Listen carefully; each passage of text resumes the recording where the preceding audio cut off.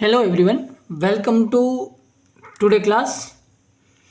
पिछली क्लास में हमने मौसम के बारे में काफ़ी बातें जानी और समझी और मैंने आपको पढ़ाया। आई होप आपको समझ में भी आया होगा।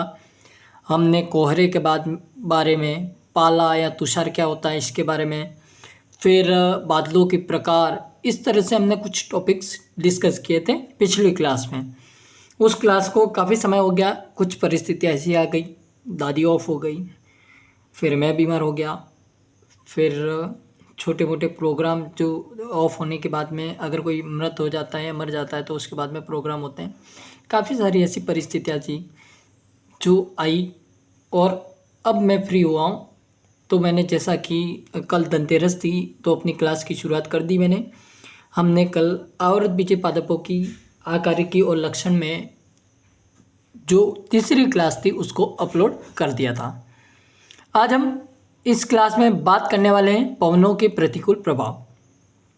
ये मैंने टॉपिक जो है ये मैंने पिछली क्लास में आपको पढ़ाया था, लेकिन जो इस टॉपिक से रिलेटेड हमने बात की थी वो थोड़ा कंफ्यूज हो गया और हम जो अगला जो पेज था उस पर कंटिन्यू करते रहे। तो ये जो टॉपिक है यहाँ पर नया टॉपिक लगाना, पवनों के प्रतिकूल प्रभाव करके, और उसके बाद में आज का ये जो क्लास के माध्यम से पढ़ाऊंगा इसको लिखना। अब देखिए पॉइंट नंबर 1 के बारे में बात करते हैं। तो पवनों की प्रतिकूल दशा मुख्यतः लू, आंधी और तूफान, शीतलहर, इन 4 मुख्य कारकों पर निर्भर करती हैं। यदि वायु का या पवन का कोई प्रतिकूल प्रभाव पड़ रहा है तो ये 4 तरह से अपना लक्षण दिखाएगा, यानी कि 4 कोई बीमारियां हैं वो 4 बीमारियां अपना अलग अलग लक्षण दिखाएगी। लू, आंधी और तूफान और शीतलहर चारों में फ़र्क है, ठीक है। एक एक करके एक एक को समझेंगे, लेकिन उससे पहले सेकंड पॉइंट जो है, वायु की गति तेज होने पर आंधी, तूफान, लू आते हैं। यदि हवा तेज चल रही है समझ लेना वो आंधी है, वो तूफान है और लू है। लू हमेशा आपको गर्मी जब शुरू होती है लगभग मई जून के आसपास, तब ये जो लू वाली जो हवा है ये चलना शुरू हो जाती है, ठीक है। तापमान की भिन्नता के कारण 2 तरह की हवाएं चलती हैं, यानी कि टेम्परेचर के डिफरेंस के आधार पर, भिन्नता के आधार पर 2 तरह की हवाएं मुख्यतः चलती हैं। एक होती है लू। लू हमेशा मई जून के महीने में गर्म हवाएं जो पश्चिम दिशा से चलती हैं, इन्हें लू कहते हैं। लू मई जून के महीने में चलती हैं और ये इनकी दिशा क्या होती है, हमेशा याद रखना, क्वेश्चन आ सकता है। पश्चिम दिशा से चलती हैं और मई जून के महीने में चलती हैं। गर्म हवाओं को क्या कहते हैं, लू कहते हैं, ठीक है। कॉन्सेप्ट यहाँ तक पढ़ा अभी तक वो क्लियर हो गया होगा। दूसरी है शीतलहर। शीतलहर आपने अपनी भाषा में समझना है, दोनों को आप चाहे लू ले लो या शीतलहर ले लो, अपनी भाषा में समझ के लिख देना। शीतलहर यानी कि ठंडी के समय में जो ठंडी हवाएं चलती हैं, यानी कि ठंड का सीजन जब आता है, ऋतु आती हैं, तो उस समय जो ठंडी हवाएं चलती हैं उन्हें शीतलहर कहते हैं। ये लगभग दिसंबर से जनवरी में चलती हैं, ये ठंडी हवाएं होती हैं। और वो लू जो थी वो पश्चिम दिशा से चलती थी, ये उत्तर दिशा से आती हैं। बस इतना सा फर्क है, ठीक है। इन्हें शीतलहर कहते हैं। ये फसलों के ऊपर कैसे प्रभाव डालेगी, क्या इनका तरीका है और ये कैसे नुकसान भी पहुंचाती हैं, तो एक एक करके इनके बारे में बात करते हैं। सबसे पहले फसलों पर प्रभाव। आंधी तूफान आने पर गन्ना, आंधी तूफान आने पर गन्ना, ज्वार, बाजरा आदि फसलें गिर जाती हैं। यानी कि ये जो फसलें हैं ये सबसे तने में लंबी होने के कारण इनमें क्या होता है कि नुकसान सबसे ज़्यादा होता है। कैसे? ये एक तो तने से लंबी है, जैसे ही हवा आएगी तने वाले भाग से कटकर अलग हो जाएगी, यानी कि टूटकर झुक जाएगी। तो आंधी तूफान आने पर गन्ना, ज्वार, बाजरा आदि फसलें गिर जाती हैं।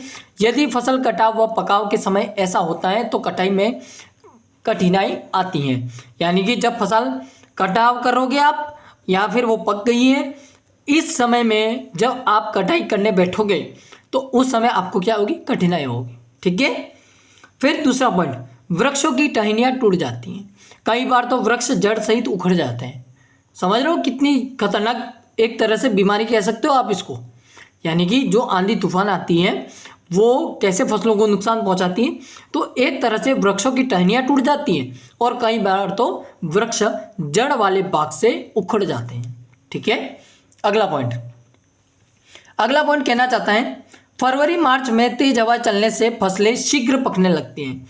यानी कि फरवरी और मार्च में जो आपने देखा होगा अंधाधुंध हवा चलती है और हल्की हल्की सी ठंड भी महसूस होती है हमको, तो वो जो तेज हवाएं चलती हैं उससे फसलें क्या होती हैं, शीघ्र पक जाती हैं।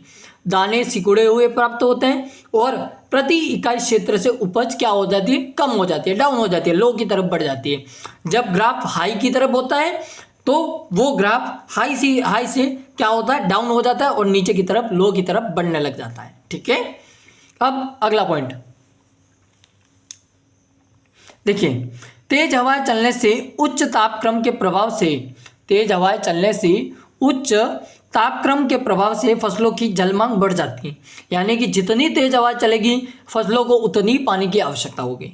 ठीक है, तो शीघ्र सिंचाई करनी पड़ती है। अगला पॉइंट देखते हैं यहाँ से। देखिए, फसलों के या फल वृक्षों के फल गिर जाते हैं। यानी कि जो फल वाले वृक्ष होते हैं उनमें फल लगने से पूर्व फूल आते हैं, तो फूल और फल दोनों गिर जाते हैं। जब आंधी या तूफान या लू चलती है तो फूल और फल दोनों गिर जाते हैं। अब इनके बचाव के उपाय देखते हैं। ठीक है, तो बचाव के उपाय में नंबर 1 तरीका हमारे पास में आया है अभी तक। देखिए, वायुरोधी वृक्ष लगाकर। वायुरोधी वृक्ष से आप क्या समझोगे? वायुरोधी वृक्ष एक ऐसा वृक्ष होते हैं जो उधर से, मान लीजिए दक्षिण से हवा आ रही है और आपने ऐसे वृक्ष लगाए जो काफ़ी गहरे होते हैं, यानी कि उन पर पत्तियां टहनियाँ अधिक होती हैं, जिससे हवा जो होती है उन वृक्षों के बीच में से नहीं निकल पाती है, या निकलती है तो फिर भी बहुत कम मात्रा में आती हैं। तो ऐसे वृक्षों को वायुरोधी वृक्ष कहते हैं। वायुरोधी वृक्ष होते हैं खेजड़ी हो गया, बबूल हो गया, शीशम हो गया, जंगली जलेबी आदि खेत या बाग के चारों ओर लगाने से तेज हवाएं आंधी तूफान या लू आदि के प्रभाव को क्या करती हैं, कम करती हैं। ठीक है, कॉन्सेप्ट क्लियर होगा। अब देखिए दूसरा तरीका क्या है? खेत या बाग के चारों ओर झाड़ीदार बाड़ लगाकर। यानी कि खेत और बाग जो है जहाँ पर आप फल वृक्ष उगा रहे हैं उसके चारों ओर झाड़ीदार बाग लगाकर, यानी कि खेत के चारों ओर आपको क्या करना है, करौंदा, मेहंदी, अरहर की बाड़ लगाने से फसलों पर इनका प्रतिकूल प्रभाव कम किया जा सकता है। ठीक है, तीसरा तरीका है स्तंभन। गन्ना, ज्वार, मक्का की फसलों की उन्हीं के पत्तियों द्वारा बांध देते हैं। इस क्रिया को स्तंभन कहते हैं। मान लीजिए ये जो पेन आपको खड़ा हुआ दिखाई दे रहा है, ये गन्ना, ज्वार या मक्का तीनों में से कोई एक है, तो इस पर लगी पत्तियों को इसी पर बांध दिया जाता है। ये प्रक्रिया क्या कहलाती है? स्तंभन कहलाती है। इससे क्या होगा, फसलें गिरने से क्या होगी, बच जाएगी। ठीक है, चौथा जो तरीका है वो है कुष्मांड कुल की लू अवरोधी फसलें, जैसे टिंडी, मतीरा, ककड़ी आदि पश्चिमी राजस्थान के लू प्रभावित क्षेत्रों में बोना लाभदायक होता है। ठीक है, ये हमने पवनों के प्रतिकूल प्रभाव और उसके बचाव के बारे में बात कर ली है। 4 तरीकों से आप बचाव कर सकते हैं।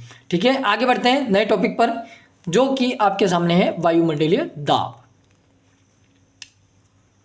अब देखिए, वायुमंडलीय दाब के बारे में जितना डीप पढ़ने की कोशिश करोगे उतना डीप भी है, और जितना ऊपरी भाग से पढ़ने की कोशिश करोगे उतना ऊपरी भी है। ठीक है, तो एक एक करके इसके बारे में बात करते हैं। सबसे पहले हम समझेंगे वायुमंडलीय दाब किसे कहते हैं। वायुमंडलीय दाब किसी स्थान पर कार्य कर रहा है बल को दाब कहते हैं। यानी कि किसी स्थान पर कार्य कर रहे बल को, मान लीजिए मुझे एक पेड़ उखाड़ना और मैं उस पेड़ पर क्या कर रहा हूँ, बल लगा रहा हूँ, अपना जितनी भी मेरे पास में शक्ति है उसको लगा रहा हूँ, वो क्या है, दाब है। ठीक है, तो किसी क्षेत्र पर लंबवत रूप से वायु का भार जो एक बिंदु पर केंद्रित होता है वायुमंडलीय दाब कहलाता है। यानी कि कोई एक बिंदु हो गया, मान लीजिए कोई एक वृक्ष हो गया, उस वृक्ष पर लगातार वायु का जो भार आ रहा है, प्रेशर आ रहा है, दाब आ रहा है, जो शक्ति लग रही है, वो एक बिंदु पर केंद्रित है और उसी को क्या कहते हैं, वायुमंडलीय दाब कहते हैं। ठीक है, कॉन्सेप्ट क्लियर होगा। अब देखिए तापमापी। अगला तापमापी।